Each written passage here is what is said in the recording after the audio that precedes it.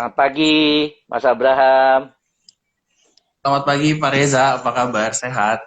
Baik, Alhamdulillah sehat. Mas Abraham gimana kabarnya? Baik Pak, sehat di Baik. sini. Iya, suara Ini saya jelas ya? mohon sebentar mengganggu. Suara saya jelas nggak ya? Jelas, suara Mas Abraham jelas di Oke, saya. ya, suara Bapak Suara juga saya jelas sih jelas Pak. kah? Jelas ya? Jelas sekali. Oke, Ya, sip. Kalau gitu ya mudah-mudahan juga para sobat IDX Jawa Barat juga bisa mendengar dengan jelas nih suara kita ya. Dan sobat Provindo tentunya ya. iya betul.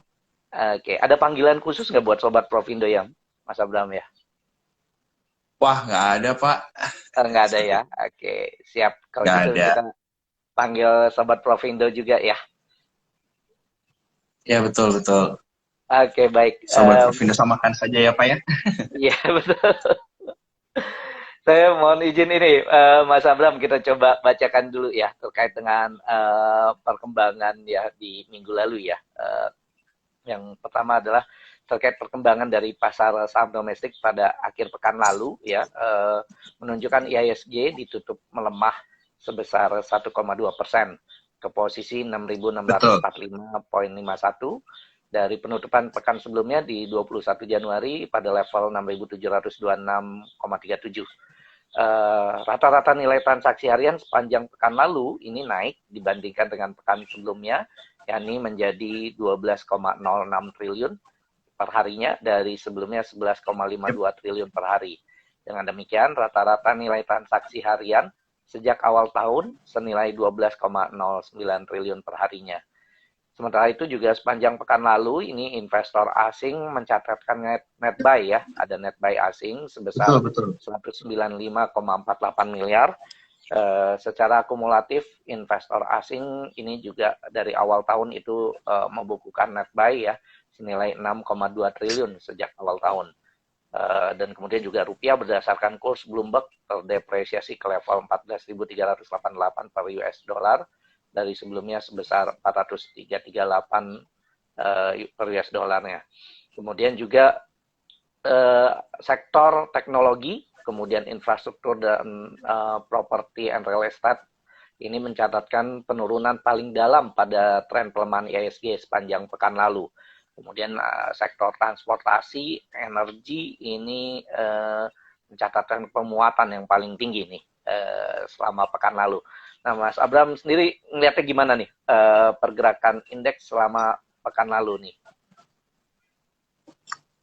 Sebetulnya eh, pergerakan indeks kemarin itu ya kan sangat-sangat erat kaitannya dengan pengaruh berita tapering di Amerika sana gitu kan. Jadi Oke, indeks indeks luar tuh semuanya pada gonjang-ganjing, pada naik turun, volatile sekali gitu. Nah, kita itu sebagai salah satu indeks yang mungkin dibilang tidak terlalu besar gitu kan, negara berkembang, tentunya sangat-sangat terpengaruh sekali gitu dengan pergerakan indeks di luar sana. Jadi penurunan IHSG kemarin itu terdorong sebagian besar itu oleh IDX Tekno ya.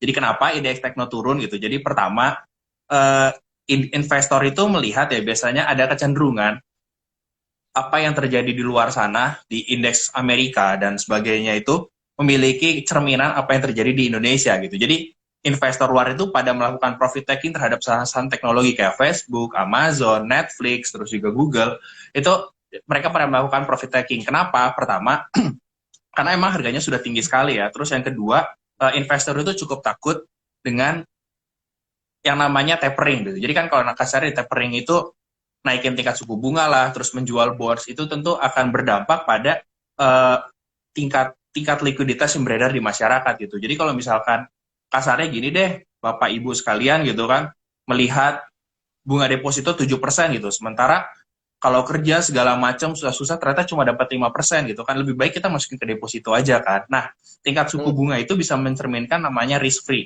Risk free itu adalah ya kita masukin duit nggak ngapa-ngapain aja udah pasti dapat sekian gitu. Jadi semakin oke. tinggi tingkat suku bunga itu biasanya akan berdampak negatif terhadap pergerakan indeksnya. Nah, itu kira-kira yang terjadi gitu kan. Jadi sebetulnya IHSG itu bisa dibilang cukup kuat ya, tidak separah indeks-indeks luar gitu. Indeks luar tuh ada yang sampai minus sekitar 10%, ada yang sampai 7%, 8%. Tapi indeks kita tuh cuma 1%. Ya itu sebetulnya menandakan bahwa indeks kita itu sebetulnya cukup kuat dibandingkan dengan indeks-indeks yang lain. Yang pertama adalah pertumbuhan, karena negara kita adalah negara berkembang ya gitu. Jadi investor luar itu masih mikir gitu.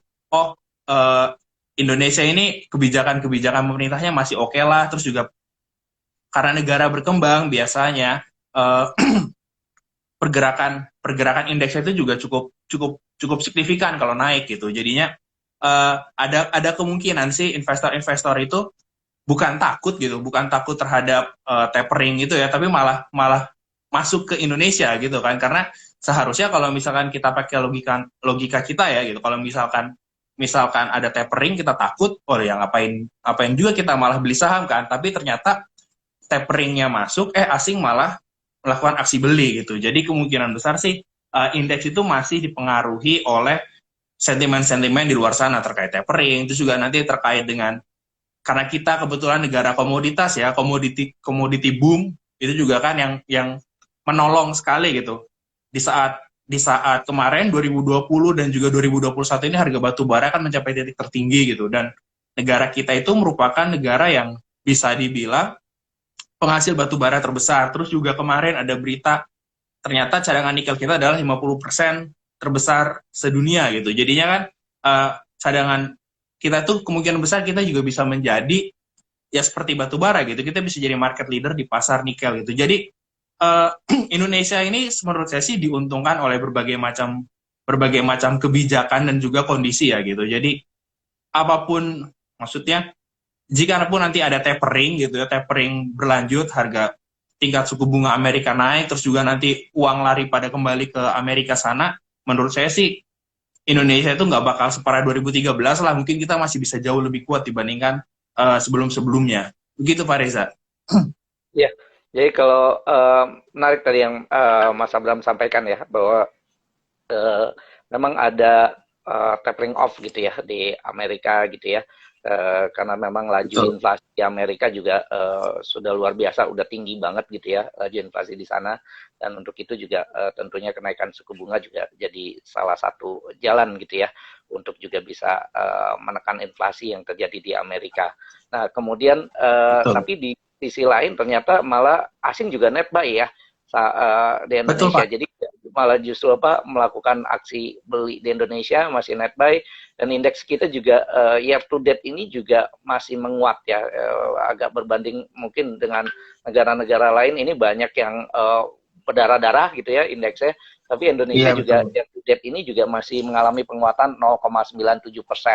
Dan juga kalau kita lihat juga ya tadi terkait dengan sektor energi ya, Mas Abram juga sampaikan terkait dengan kita ini kan memang eksportir ya untuk untuk Betul. energi, untuk bahan-bahan sumber daya alam kita luar biasa berlimpah, dan luar biasa memang untuk sektor energi ini jadi andalan kita. Dan kemudian juga kalau kita lihat juga year to date-nya ini juga sektor energi saat ini juga memimpin ya. Ini mengalami penguatan sampai 13,42%. Jadi memimpin dibandingkan dengan sektor-sektor lainnya nih yang ada gitu ya. Bahkan kalau kita lihat tahun lalu jawarannya itu adalah IDX Tekno gitu ya, tapi di tahun ini IDX Tekno justru mengalami pelemahan year to date-nya selama dari awal tahun sampai dengan kemarin ini, sampai hari Jumat kemarin itu mengalami pelemahan sampai 13,25% ya. Yang mungkin ini juga tadi seperti tadi Mas Abram sampaikan terkait dengan profit taking ya untuk Betul. sektor tekno ya. Tapi kalau kita lihat nih di pekan lalu ya, kayak di Amerika itu kan juga yang saya dengar juga dari sekitar bulan November, bahkan juga sektor-sektor teknologi ini juga banyak mengalami penurunan yang dalam gitu ya dari November 2021. Tapi di pekan lalu ini kalau kita lihat di Amerika untuk sektor teknologi ini justru mengalami penguatan ya di pekan lalu. Dan kalau kita lihat juga bahkan saham-saham untuk sektor tekno ini juga, kalau Nasdaq juga itu menguat sampai 3,13% ya di pekan lalu. Yeah. Dan ini juga di saham teknologi ini mencatatkan penguatan terbesar ya sampai 4,3%, yang sekaligus juga merupakan rekor kenaikan tertinggi harian sejak April 2020. Nah, apakah ini juga pertanda investor sudah mengakumulasi lagi sektor teknologi, dan kemudian nanti akan di Indonesia juga akan mengikuti seperti itu, Mas Abram, atau seperti apa nih kira-kira? Iya, betul. Jadi ini kalau misalkan secara teknikal ya, kenaikan kemarin itu di Nasdaq itu sebetulnya mungkin cuma technical rebound saja sih gitu, karena dia rebound dari support gitu. Tapi kalau misalkan untuk melanjutkan kenaikan melebihi titik tertingginya, menurut saya cukup sulit ya gitu, karena time span-nya itu kan cukup singkat ya, dimana kalau misalkan kita ingat saham tekno itu kita pasti bakal ingat tentang yang namanya saham growth gitu. Jadi mereka terus berkembang. Jadi ekspektasi investor terhadap kinerja perusahaan itu sangat tinggi. Makanya biasanya saham-saham teknologi itu dihargai cukup mahal. Kenapa? Ya karena mereka itu kasarnya bisa dibilang menjadi harapan investor gitu, buat misalkan kayak the next big thing gitu, the next something ke depannya gitu. Jadi mereka itu biasanya sih dihargain mahal. Begitu juga dengan kondisi saham-saham teknologi di Indonesia ini kan gitu kan. Orang suka bilang gitu, kenapa kok PE-nya mahal-mahal ya gitu kan. Ini mereka belum untung tapi kok dihargai tinggi ya, karena pertama adalah seperti itu gitu. Jadi investor melihat, karena kan seperti pada dasarnya bursa saham itu merupakan leading indikator ya gitu. Jadi seringkali kita ngelihat ada sebuah kebijakan pemerintah yang menguntungkan suatu sektornya naik duluan, padahal kan belum tentu juga sih kebijakan itu langsung berdampak positif terhadap kinerja mereka kan. Tapi karena yang namanya saham itu merupakan leading indikator gitu, jadi investor itu mengekspektasikan gitu, memprediksi bahwa saham-saham teknologi kemungkinan besar akan naik ke depannya gitu. Jadi kalau misalkan ditanya apakah nanti saham teknologi itu bakal rebound, menurut saya sangat mungkin untuk rebound, tapi mungkin sebatas technical rebound saja ya gitu, karena kemungkinan besar gitu ya, karena harga sahamnya mereka tergolong sangat mahal gitu kan.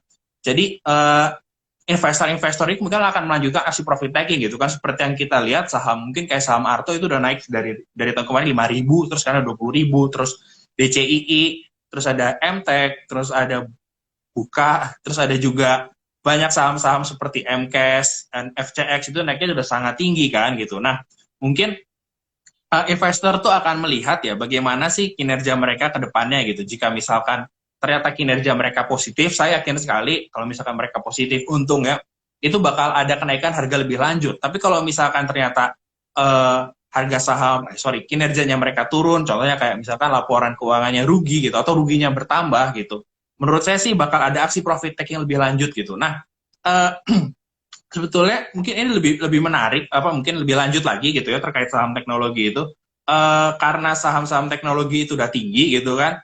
Jadi kita tuh perlu melihat sih, mungkin bisa dijadikan sedikit referensi trading idea, atau kalau misalkan bingung nih mau beli apa, sama mungkin mau ngasih sedikit ide ya. Boleh ya Pak Reza ya? Bangga. Boleh. Jadi karena kalau menurut saya sih, ini menurut saya pribadi gitu kan, karena saham-saham teknologi ini sudah di take profit gitu kan, kita perlu ngeliat nih inflow-nya kira-kira bakal kemana gitu kan. Seperti yang kita tahu kan, kalau misalkan harga saham itu naik, kenapa? Pertama karena ada aksi korporasi, kedua karena kinerja yang menarik, terus yang ketiga itu kalau misalkan ada pembagian dividen. Nah, teman-teman ingat kan, biasanya kita ada pembagian dividen nih di bulan April, di bulan Mei, seiring rilis laporan keuangan ya. Nah, ada beberapa emiten yang kinerjanya pada tahun kemarin itu sangat-sangat luar biasa, bagus sekali, terus mereka membagikan dividen, dan juga valuasinya dibilang masih lebih murah gitu. Jadi, menurut saya pribadi sih, seiring dengan kinerja mereka yang menarik pada tahun 2021 kemarin, dan juga saya yakin bakal ada yang namanya dividen kepada pemegang saham gitu. Jadi teman-teman bisa diperhatikan ya beberapa saham, contohnya ya, contoh kayak ITMG, kayak Adaro, kayak banking BUMN, itu kan mereka bagi dividennya besar-besar ya gitu. Terus yang kedua, kinerja mereka saya yakin gitu, harga batu bara tahun kemarin gila-gilaan naiknya, saya yakin mereka bakal naik lah, seiring kinerja mereka akan naik seiring dengan pergerakan harga komoditasnya.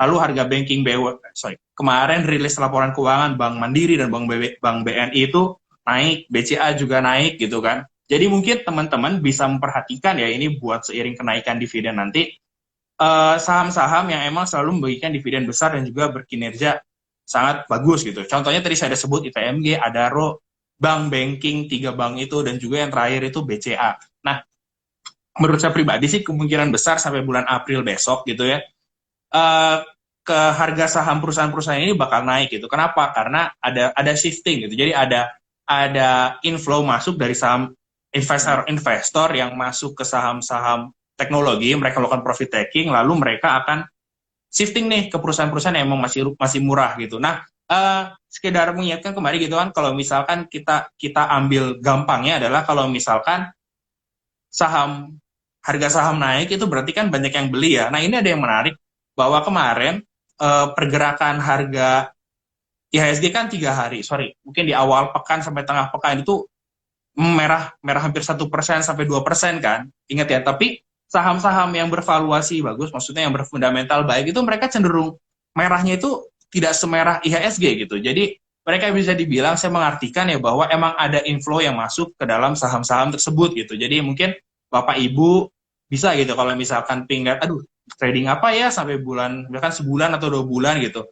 Ya mungkin bisa masukin ke saham-saham tersebut gitu. Kalau misalkan ternyata pun turun, ataupun naik, saya yakin itu merupakan saham-saham yang emang sangat bagus gitu. Bapak Ibu juga mungkin bisa dapat dividen itu kayak ITMG, mereka bisa kalau bagi dividen itu bisa sekitar 8 sampai 10%. Itu di harga QMDAT gitu kan. Tapi kalau misalkan jauh sebelum QMDAT mungkin bisa lebih dari itu gitu loh. Jadi Bapak Ibu bisa sekalian memperhatikan ya beberapa saham tersebut gitu Pak Reza. Nah, terkait dengan saham teknologi tadi gitu kan. Apakah kedepannya teknologi itu menarik gitu? Kalau menurut saya sih mereka masih menarik ya selama mereka masih bisa menghasilkan keuntungan gitu. Berkaca pada saham teknologi ya di Amerika sana, saya memperhatikan yang namanya Amazon gitu. Amazon itu mereka itu naiknya itu gila-gilaan ya harga sahamnya. Kenapa? Karena kinerja perusahaannya itu selalu bisa memenuhi ekspektasi investor gitu. Harganya PE-nya mahal, tapi ternyata begitu laporan keuangannya keluar, mereka untung, PE-nya jadi turun lagi.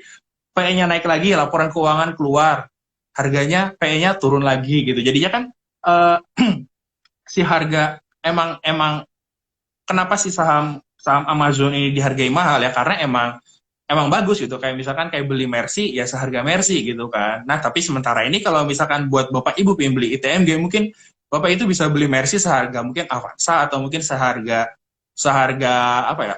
Seharga Pajero gitu. Nah, itu adalah sebuah kesempatan ya mumpung harganya masih murah gitu. Sekalipun apa namanya? Sekalipun nanti misalkan turun ini merupakan saham-saham yang emang bisa bagi dividen cukup lama gitu. Nah, terlebih kalau misalkan banking itu menurut saya pribadi merupakan saham growth tapi juga saham yang defensif. Kenapa? Karena ya pertama mereka pergerakannya linear dengan IHSG, terus yang kedua emang mereka perusahaan yang bagus-bagus ya, banking BUMN dan juga BBCA itu mereka bisa dikatakan menjadi poros roda perekonomian Indonesia gitu. Jadinya bisa dibilang menurut saya pribadi gitu ya, kalau misalkan masuk ke banking itu ya udah tutup mata aja lah kayak orang beli BCA gitu kan. Emang harganya geraknya pelan-pelan gitu, tapi kan kalau misalnya kita lihat 10 tahun ke belakang gitu, harga BCA berapa ya gitu dibandingkan dengan mungkin saham tekno yang naik turun harganya. Gitu Pak Reza. Ya, menarik nih yang Mas Abraham sampaikan ya, bahwa ada shifting nih kemungkinan dari apa? Dari saham-saham teknologi ke saham-saham energi. Dan hal ini juga kalau kita lihat juga dari awal tahun ya proyeknya ini yang mengalami penguatan paling tinggi adalah di sektor energi. Kemudian yang pelemahan terbesar itu justru ada di sektor teknologi gitu ya, di sektor teknologi. Tapi di hal ini juga sepertinya juga didukung oleh terkait dengan ketegangan geopolitik ya, antara Rusia dengan Ukraina gitu ya, yang juga mempengaruhi kenaikan harga minyak dunia nih, hingga juga mencapai rekor tertinggi ya, karena kekhawatiran akan gangguan supply nih, dan juga hal itu kemudian juga terkait dengan dividen. Nah, pembagian dividen tadi yang Mas Abraham sampaikan bahwa beberapa perusahaan-perusahaan sektor energi ini juga memberikan dividen juga yang besar gitu ya. Nah, Mas Abraham melihat gimana nih terkait dengan fungsi geopolitik dan juga terkait dengan dampaknya terhadap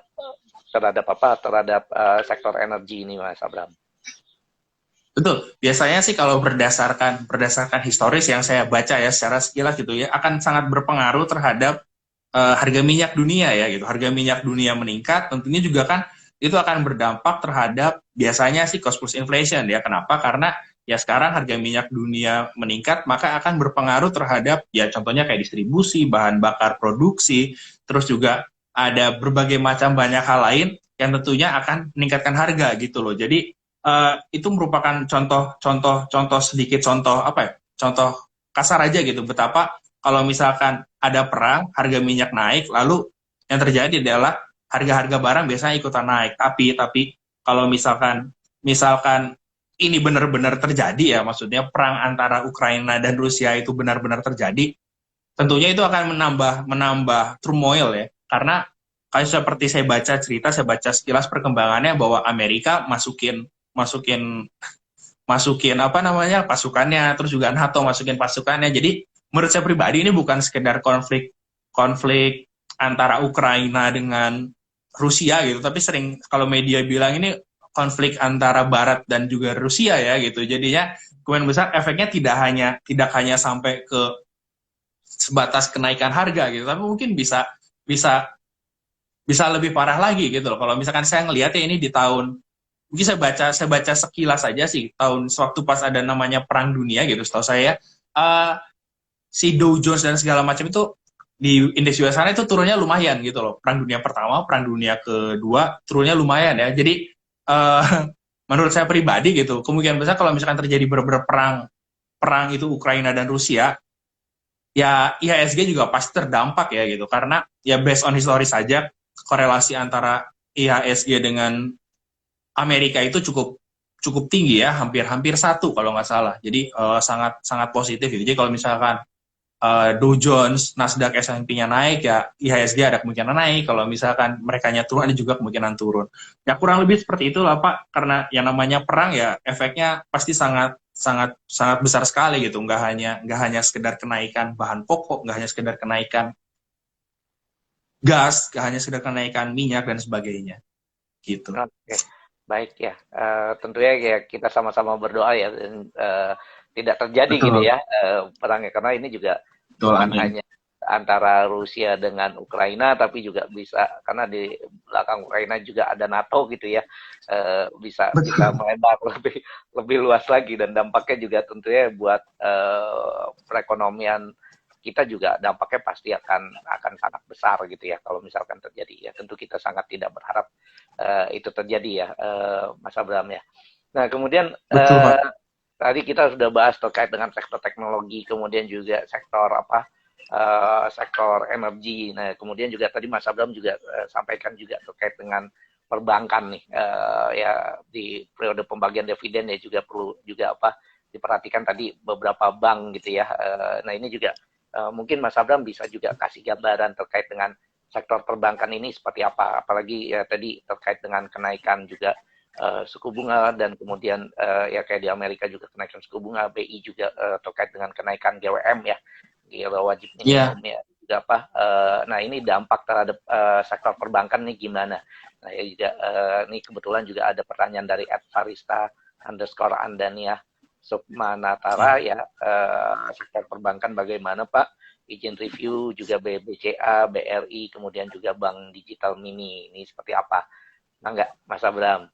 Betul. Oke, kita mulai dari banking big bank dulu ya gitu kan. Kalau menurut saya pribadi banking banking di Indonesia ini masih cukup seksi ya. Kenapa gitu? Karena emang spread antara pinjam dan meminjamkan itu cukup besar gitu. Dan ini berdasarkan pengalaman saya pribadi gitu. Kalau misalkan naikin naikin BI naikin tingkat suku bunga tidak serta merta gitu kan, banking itu langsung naikin suku bunga gitu kan. Jadi masih ada delaynya sekian berapa lama gitu. Dan juga uh, sumber pendanaan bank itu sebagai sumber pendanaan ya menurut saya itu emang bakal bakal secara serta masih bakal diperlukan gitu. Kalau misalkan perusahaan membutuhkan ekspansi, menurut saya pribadi mereka masih membutuhkan bank sebagai salah satu sumber pendanaan biayanya mereka. Terus juga dibandingkan dengan red issue gitu kan, mungkin lebih lebih mudah buat nyimpan ke bank daripada mungkin red issue karena ada banyak peraturan gitu. Terus juga buat di sektor UMKM gitu kan,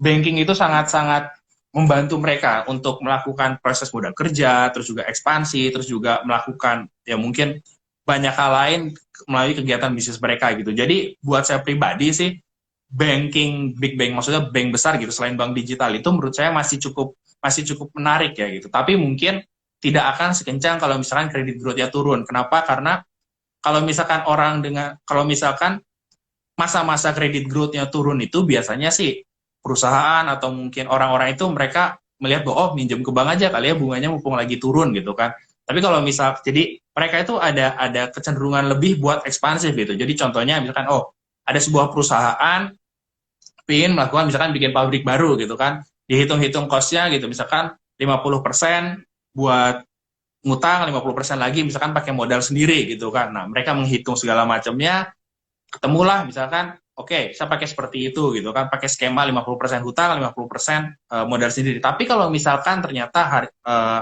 tingkat suku bunganya naik gitu, mungkin nggak 50% hutang, 50% modal sendiri gitu, tapi mungkin bisa jadi 40% hutang, 60% modal sendiri gitu. Jadi ada kecenderungan buat mereka itu keinginan buat stop dulu deh ngutangnya, kenapa? Karena lagi mahal gitu. Lebih baik ntar aja kalau misalkan emang lebih turun gitu dibandingkan dengan bunganya sekarang. Jadi ada dampaknya, tapi menurut saya kurang signifikan gitu. Kenapa ya? Karena kita maksudnya banking itu emang sebagai sumber pendanaan yang cukup besar gitu dibandingkan dengan institusi-institusi lain gitu. Contohnya kayak ya tadi kalau misalkan mau akuisisi kan kita nggak mungkin bisa minjem 100 juta, 200 juta gitu kan, mungkin bisa puluhan miliar sampai ratusan miliar.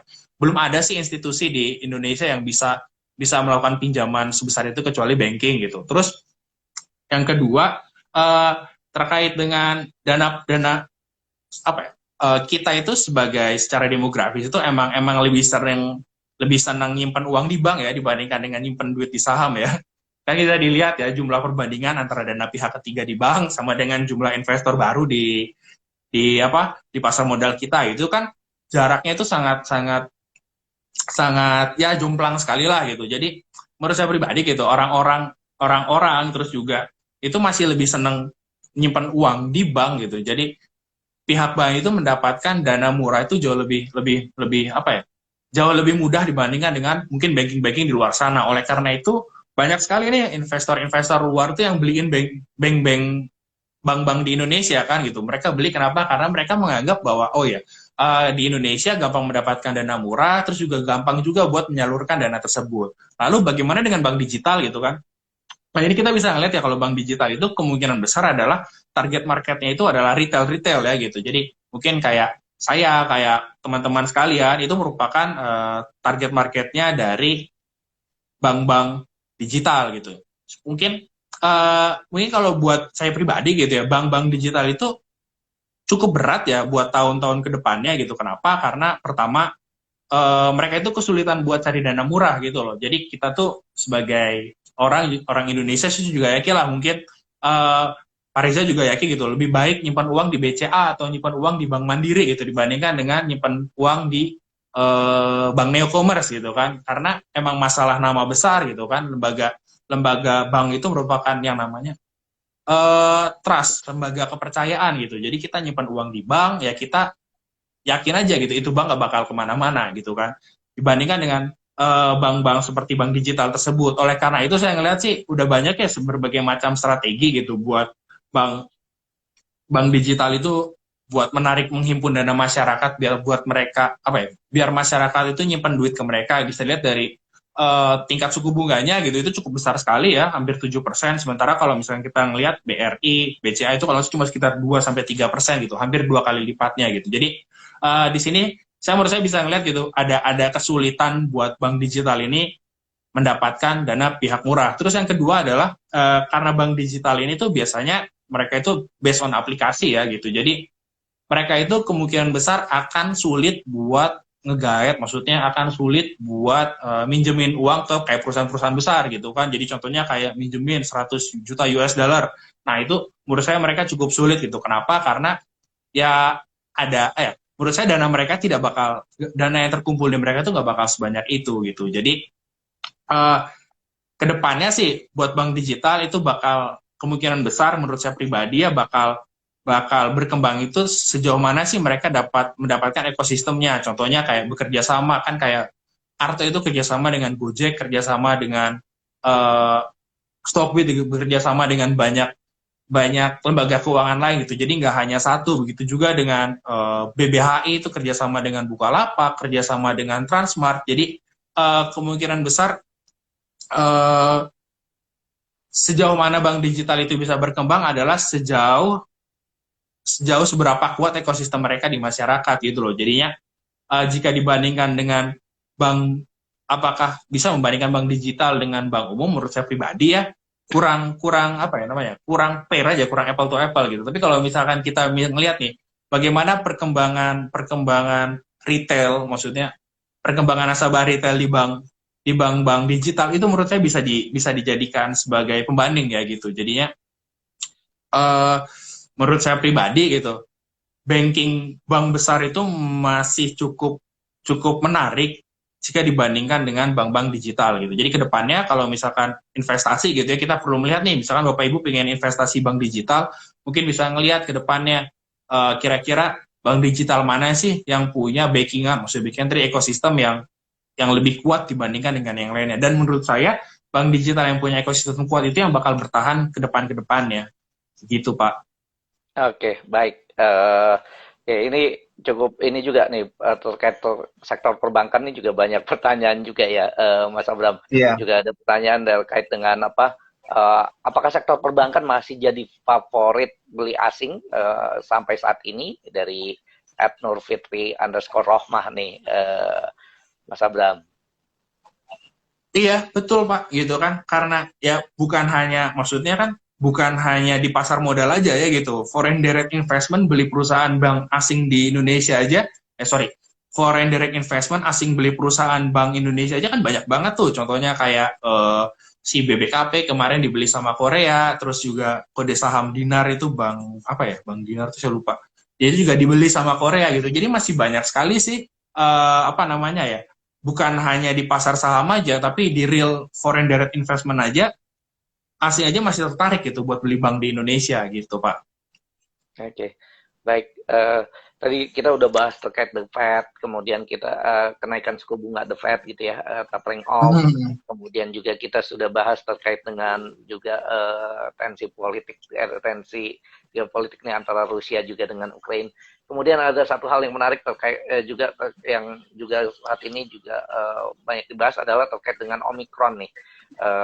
Ya kenaikan apa angkanya juga kemarin sudah 12.000 nih apa di Indonesia Betul. ya, angkanya juga kembali naik lagi ya terkait dengan COVID ini, dan ini juga banyak pertanyaan juga terkait dengan Omicron ya, apakah juga ini dampaknya juga terhadap sektor-sektor katakanlah juga sektor kesehatan ini seperti apa gitu ya Mas Abraham. Nah ini gimana nih Mas Abraham terkait dengan Omicron ini dan juga dampaknya terhadap tentunya yang paling utama sektor kesehatan ya. Iya betul. Sebetulnya sedih juga ya gitu kalau misalkan ngelihat Omikronnya itu sampai 12.000 kemarin. Hari ini mungkin siapa tahu masih bisa lebih bertambah lagi gitu kan. Tapi kalau menurut saya pribadi gitu ya, tentunya ini berdampak positif gitu terhadap emiten-emiten di sektor kesehatan gitu. Kalau saya pribadi, ini buat saya pribadi gitu ya, kira-kira lebih emiten yang cukup apa ya, dapat windfall atau angin segar itu adalah, aduh jahat banget ngomong angin segar ya, dapat potensi tambahan itu adalah di mungkin emiten lab ya, kayak di Prodia, terus kayak di Diagnos, atau mungkin juga ya sebetulnya yang saya lebih suka itu emiten namanya IRA gitu. IRA itu produsen jarum suntik gitu. Saya berharap ini aja sih yang apa namanya, yang mungkin mendapat keuntungan lebih gitu, karena setahu saya pribadi gitu, penggunaan jarum suntik buat vaksin booster itu menggunakan produksi dalam negeri, dan si IRA ini merupakan salah satu produsennya gitu loh, presiden jarum suntiknya. Jadi semoga aja ke depannya gitu bukan hanya sektor kesehatan ya, Omikronnya juga turun, tapi juga apa ya, jumlah vaksin booster si orang-orang yang mendapatkan vaksin booster ketiga itu jauh lebih banyak dibandingkan dengan sebelumnya gitu. Jadi emang ada terjadi herd immunity gitu. Tapi ini bukan apa ya namanya, bukan expertise saya gitu buat bicara seperti ini gitu. Tapi kalau yang saya baca beberapa literatur, baca berita, kemungkinan besar Omikron itu dampaknya mungkin nggak sebesar varian Delta ya Pak ya. Iya.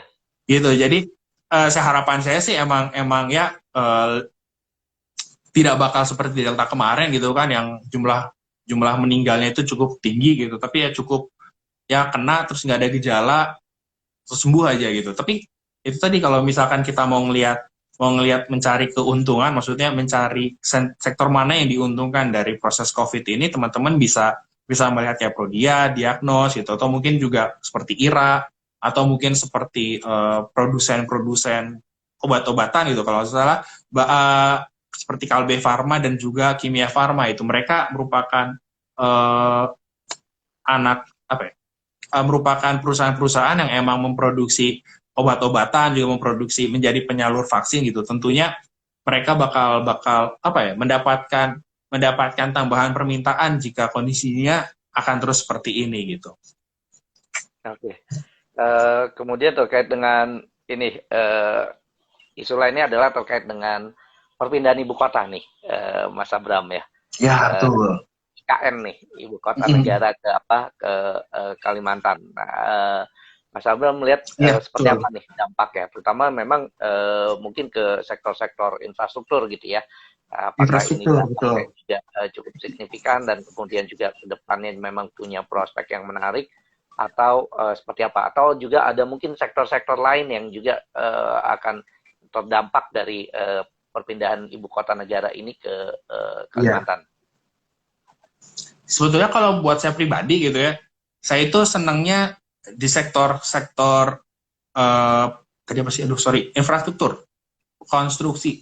Dan mungkin kalau misalkan mau lebih spesifik lagi, mungkin saya milihnya ke bagian precast ya Pak ya. Ada Waskita Beton, ada juga Wijaya Karya Beton gitu. Jadi PSBP sama Weton. Nah, kenapa gitu? Karena saya baru baca sekilas sih gitu. Jadi kemungkinan besar negara, maksudnya proyek perumahan, proyek pembangunan itu menggunakan building yang namanya apa?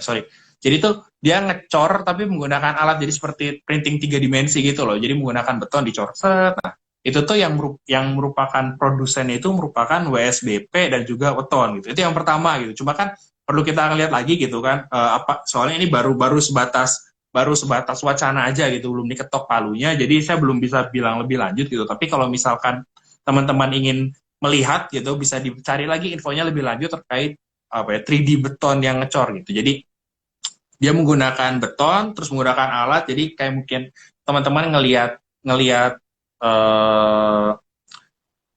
ngebangun 3 dimensi tapi itu bangunnya gedung gitu. Nah, kemungkinan besar akan apa ya, yang saya baca ceritanya akan seperti itu. Tapi lebih lanjut lagi kan bahwa bangun itu kan hanya pembangun rumah ya, tapi kalau misalnya kayak bangun jalan, bangun gedung, tentunya akan menggunakan ya tadi seperti kayak perusahaan-perusahaan konstruksi gitu kan, dan tentunya perusahaan-perusahaan konstruksi dari pemerintah seperti ya Wika, Adi, terus ada Wika, Adi, PTPP, mungkin juga ada Waskita gitu kan. Jadinya tentunya itu merupakan sentimen positif, tapi kita juga perlu lihat bahwa biasanya sih kalau yang namanya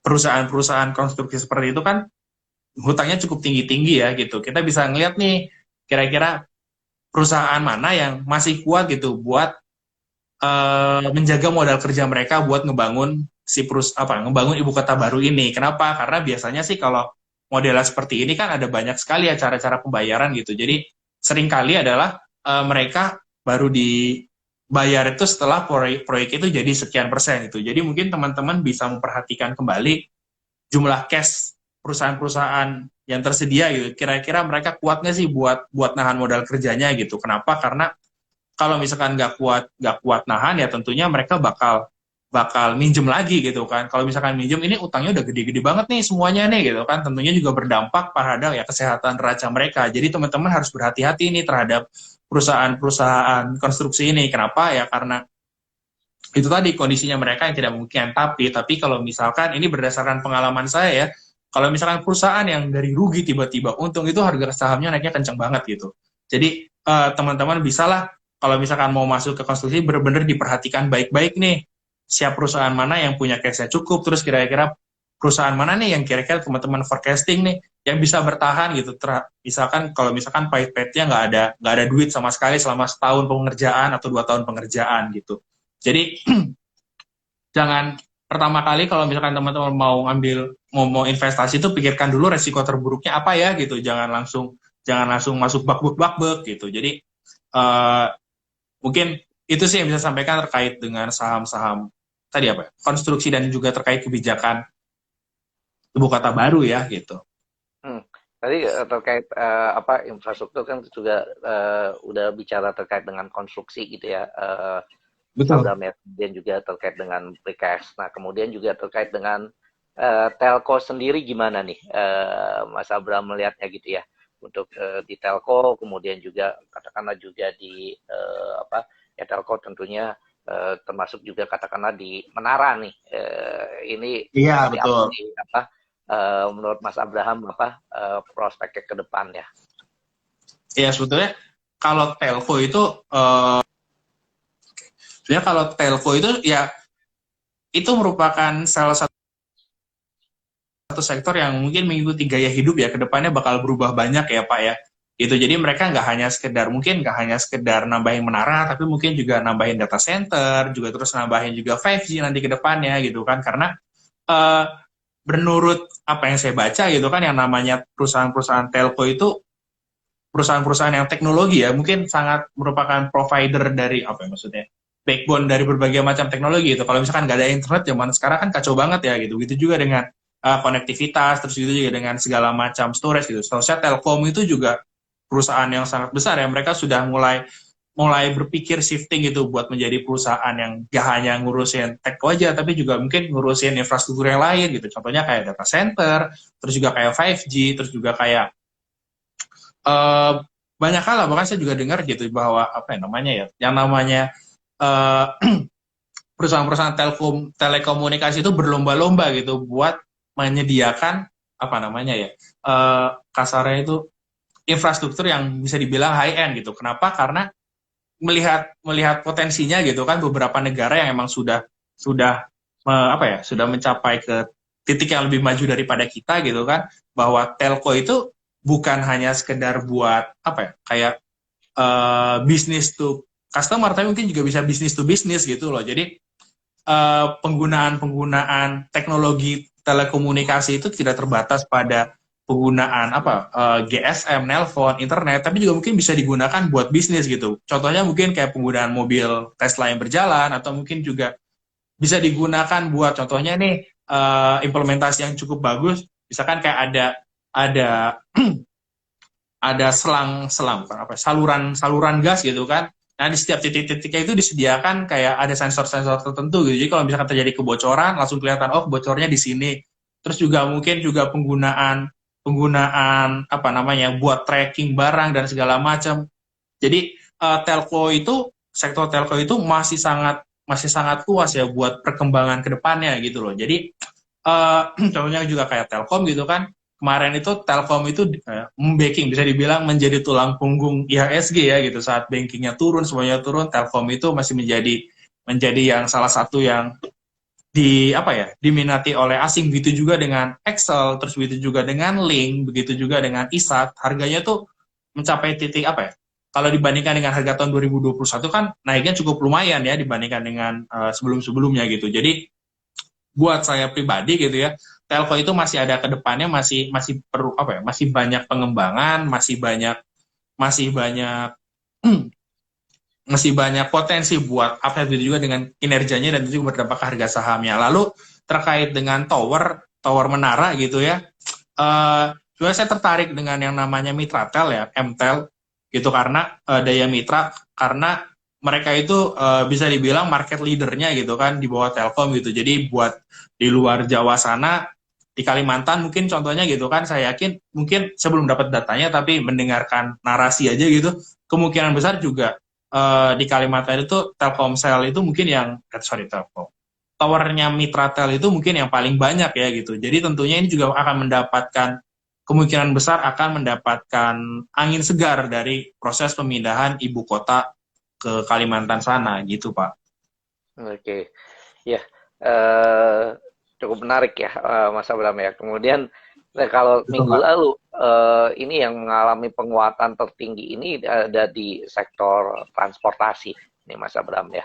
Di transportasi dan logistik ini minggu lalu ini mengalami penguatan sampai 5,17% ya, muat luar biasa gitu ya sepanjang pekan lalu, Iya, dan juga akhirnya juga di year to date-nya ini juga saat ini juga berada di posisi kedua nih setelah sektor energi ya, sektor transportasi dan betul, logistik ini betul.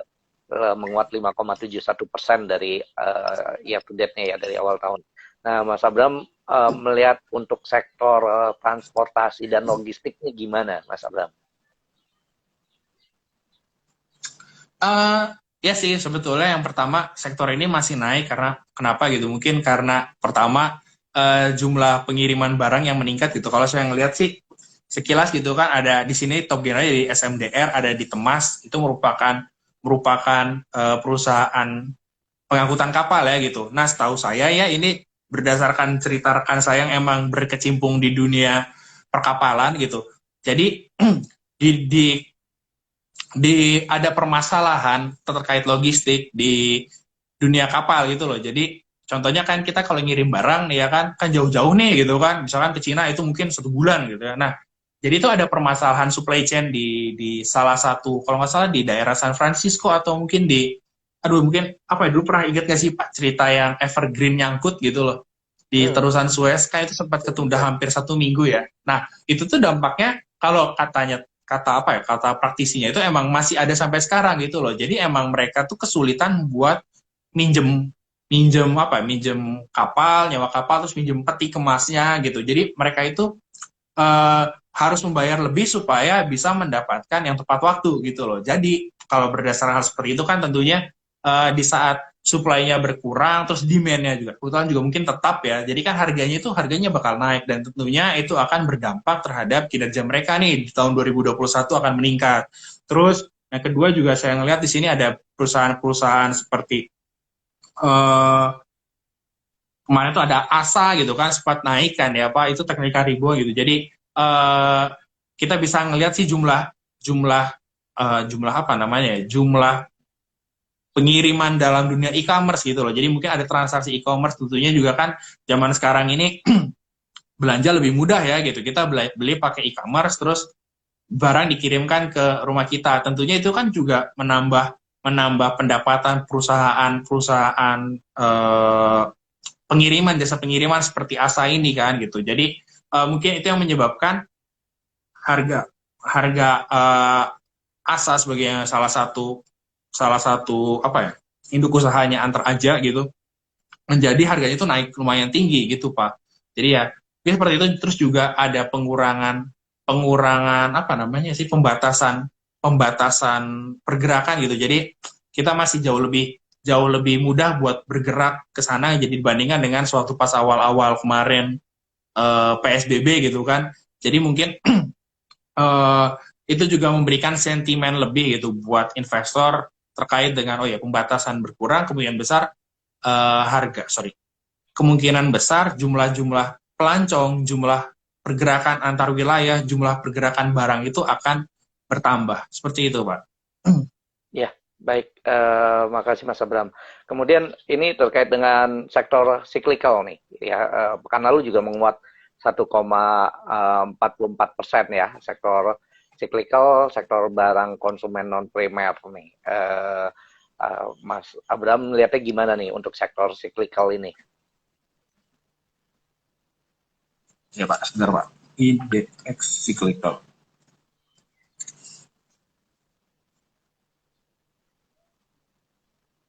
Ya, jadi IDX cyclical itu kan banyak banyak sekali ya Pak perusahaan-perusahaan di dalamnya gitu. Kalau yang jadi mungkin seperti barang-barang baju, terus juga mungkin liburan, hiburan segala macam, kayak ada film itu juga naiknya kan lumayan, terus ada IPTV. Tentunya hal-hal tersebut itu merupakan akibat dari, mungkin kita sering dengar ya, penggunaan internet yang penetrasi internetnya semakin meningkat, terus juga penggunaan smartphone semakin meningkat, tentunya juga akan berdampak terhadap aplikasi di dalamnya gitu kan, pay per view, terus juga penggunaan apa namanya, berbayar TV berbayar. Contohnya kayak kemarin tuh kita ngeliat kan apa sih sinetron yang cukup terkenal itu series Layangan Putus itu kan cukup viral kan. Ya kita bisa ngeliat lah gitu seberapa besar pengguna orang-orang yang di rumah gitu yang nonton menggunakan layanan berbayar tersebut buat menonton, tentunya itu juga kan akan berdampak ke revenue perusahaan gitu kan. Terus juga kita ngeliat nih kayak ada Asus, ada RALS, terus ada LPPF, itu juga merupakan sektor-sektor ya karena biasanya sih kalau menjelang Lebaran itu menjelang Hari Raya itu terjadi peningkatan pembelian barang-barang di sana gitu kan. Jadi itu kayak emang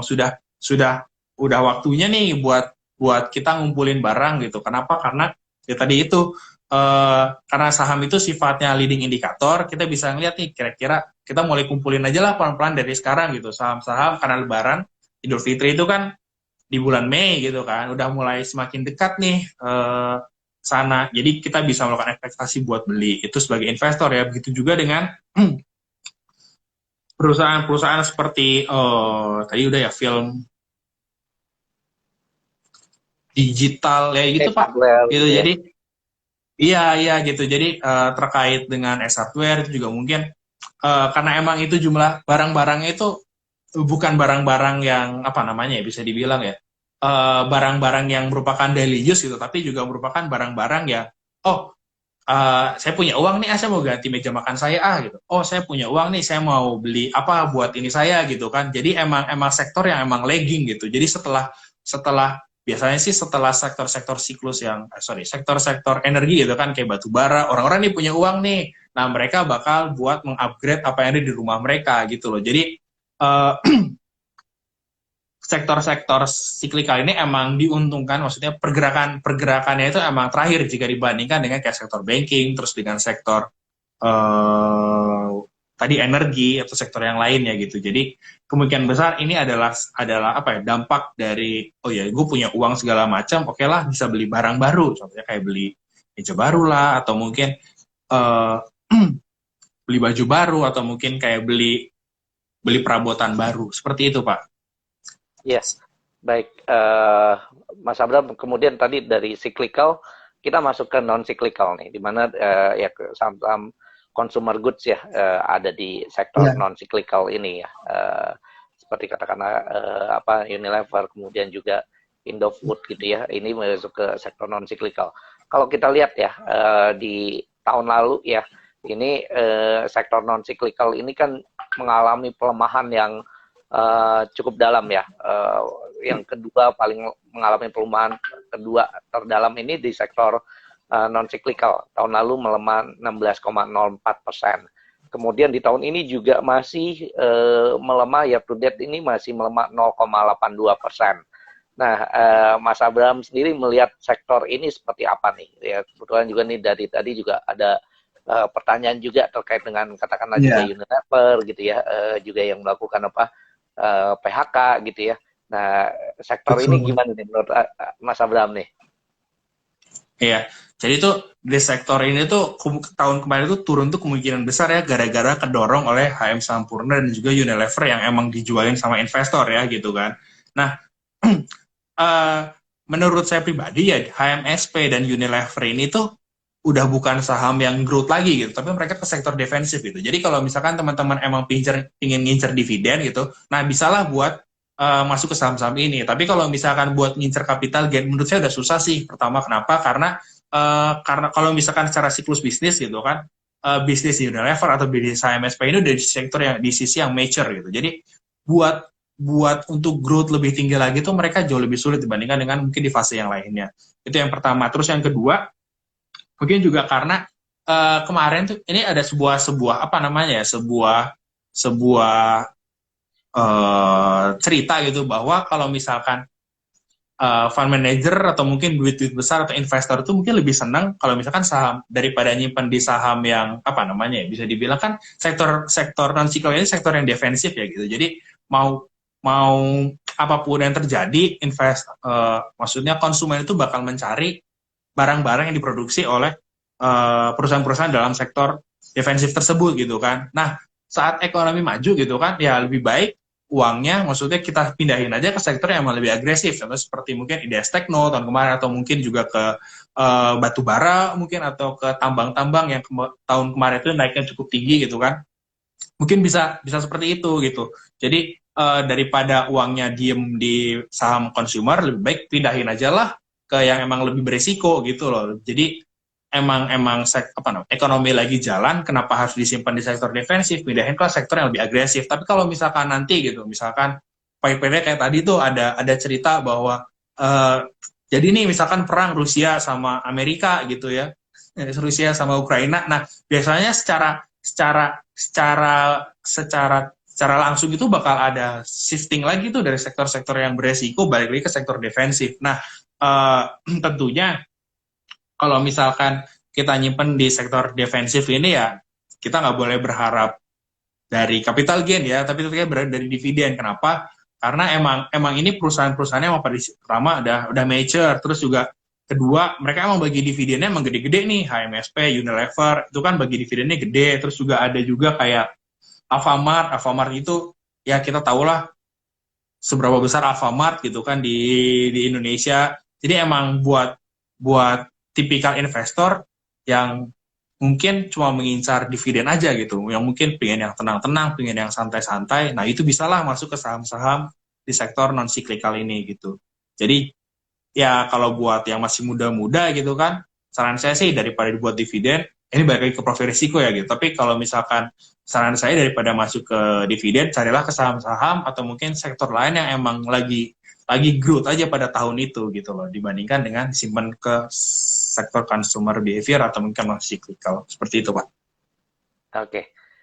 Baik, makasih Mas Abram. Nah, kemudian nggak kerasa nih waktunya ternyata udah jam 11 Mas Abram ya. Cukup Iya, seru betul. ya pembicaraan kita, diskusi kita pagi hari ini ya, nggak kerasa memang sudah jam 11. Terakhir mungkin Mas Abram mungkin melihat di minggu ini, di pekan ini, kira-kira sektor-sektor andalan apa nih yang sektor-sektor apa yang kira-kira bisa menjadi pilihan bagi para investor. Kemudian mungkin ada saham-saham andalan mungkin apa yang mungkin bisa diberikan gambaran kepada para investor, tapi tentunya disclaimer on ya, keputusan jual dan belinya tentu ada Disclaimer on, betul. di tangan para investor sendiri. Silakan. Ini kalau yang saya lihat ya Pak, kemungkinan besar sih sektor teknologi itu mungkin ada technical rebound gitu. Jadi teman-teman bisa perhatikan kayak Arto, kayak MTech, terus kayak bank-bank digital itu kemungkinan besar ada technical rebound. Ingat technical rebound ya buat yang trading jangka pendek aja. Terus yang kedua, teman-teman bisa ngelihat nih sektor-sektor energi ya. Contohnya kalau misalkan saya sebut itu mungkin ITMG gitu. Kenapa? Karena dia membagikan dividen cukup besar gitu, sesuai dengan cerita saya tadi, membagikan dividen, kinerjanya bagus, dan juga bulan April besok ada pembagian dividen gitu. Jadi menurut saya pribadi bakal bisa melakukan akumulasi beli buat nanti dijual atau buat nanti mendapatkan dividen pada bulan April. Terus mungkin itu aja sih Pak gitu, atau mungkin juga buat banking itu kemarin kinerjanya cukup menarik ya, itu juga bisa menjadikan, semoga bisa menjadi leading indikator bahwa perekonomian kita itu membaik ya gitu. Karena apa? Karena menurut saya pribadi gitu, dengan membaiknya sektor banking itu berarti pembayaran lancar, terus juga pembayaran hutang perusahaan, maksudnya hutang-hutang itu berarti kan lancar ya, berarti ada pertambahan income gitu, pertambahan revenue pada bisnis-bisnis pada umumnya. Jadinya semoga aja sih dengan indikator laporan keuangan banking yang bagus gitu, harapan saya juga semoga industri-industri yang lain juga tetap meningkat ya kinerjanya. Seperti itu Pak Reza. Oke, baik, makasih.